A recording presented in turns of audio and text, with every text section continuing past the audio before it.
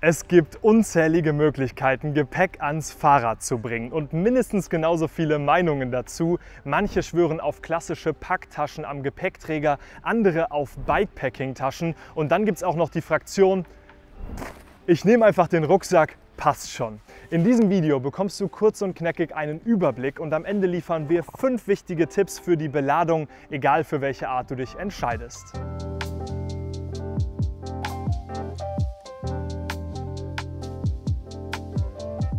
Schauen wir uns 3 typische Setups im Vergleich an. Ein Reiserad mit Gepäckträger, seitlichen Packtaschen und viel Stauraum, ein sportliches Gravelbike mit aerodynamischem Bikepacking-Setup und die Rucksack-Variante, das ist der simpelste Einstieg. Rucksack auf, fertig. Meinen ersten Alpencross auf dem Mountainbike habe ich tatsächlich genau so gemacht, aber auf längeren Touren kann das anstrengend werden. Ein schwitziger Rücken, eingeschränkte Bewegungsfreiheit der Arme und Schultern und irgendwann vielleicht auch Schmerzen im Schulter- und Nackenbereich. Für kurze Strecken okay, für eine echte Radreise eher eine Notlösung. Bei einfachen Tagestouren kann ich auch eine kleine Hüfttasche empfehlen, habe ich sehr viel genutzt, zum Beispiel für Kamera, Equipment oder Snacks. Weiter geht's mit dem klassischen Trekking-Setup. 2 große Taschen hinten, oft auch 2 vorne an der Gabel, sogenannte Lowrider. Am Lenker zum Beispiel eine abnehmbare Tasche mit Karten und Handyhülle obendrauf und dann noch eine Rolle mit Zelt. So viele Variationen und Möglichkeiten. Übrigens gibt es bei allen Taschen natürlich auch verschiedenste Hersteller und Preise. In der Beschreibung des Videos findet ihr daher immer 3 Varianten für jede Tasche, von günstig bis teuer. Klickt euch da einfach mal durch und stellt euch eure Variation zusammen. Die Vorteile des Trekking-Setups: Du bekommst richtig viel unter, kannst sehr einfach von oben in jede Tasche hineingreifen und damit deutlich leichter sortieren. Jede Tasche lässt sich einzeln und schnell abnehmen. Das macht das Leben auf Tour wirklich sehr viel einfacher. Da spreche ich aus Erfahrung. Doch es gibt auch einen Nachteil.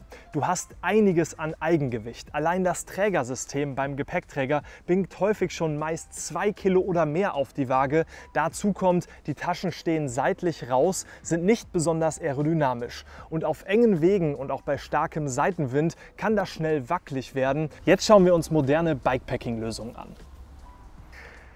Hier geht es mehr in Richtung Leichtgewicht, Aerodynamik, Schlankheit. Kein Gepäckträger, keine seitlichen Ausläufer, stattdessen häufig Satteltasche hinten, Lenkerrolle vorn, kleine Oberrohr- oder Gabeltaschen für Zubehör, Rahmentasche im Hauptdreieck, wobei das bei manchen Rädern Probleme macht. Der Vorteil: alles sitzt eng am Rad, wackelt nicht, sieht sportlich aus und du kannst auf einem Trail fahren, ohne an jedem Baum hängen zu bleiben.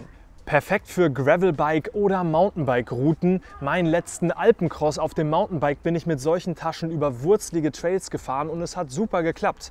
Die Taschen sind meist mit Riemen oder Straps befestigt, also kein Werkzeug nötig, kein Umbau, keine Ösen, aber auch viel Gefuckel beim Auf- und Abbau.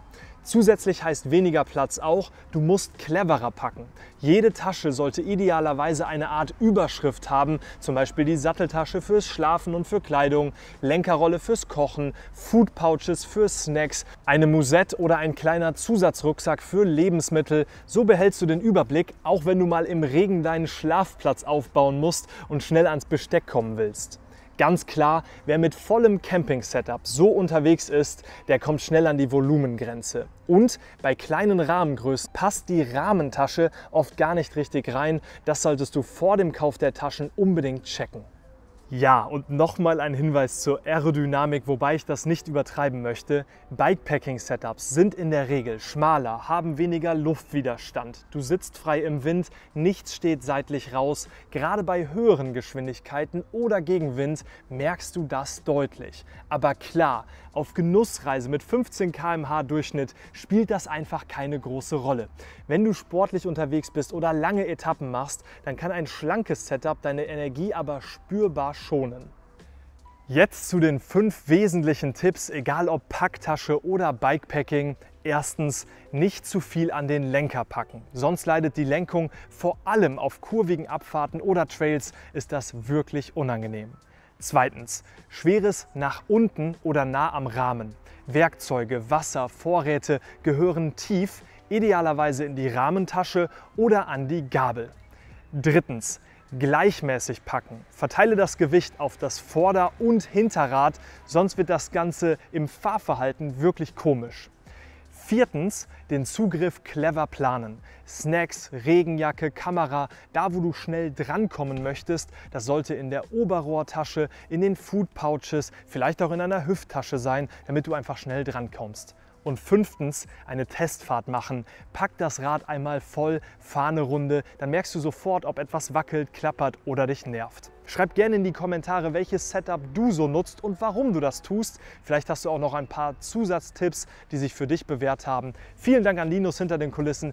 Und wir sehen uns in einem nächsten Video wieder, entweder auf der Kärnten-Seenschleife mit Packtaschen oder München-Venedig in unter 24 Stunden mit dieser Backup-Banane und Gagelfing. Schau dir das Ganze an, verrücktes Abenteuer. Bis dahin, ciao.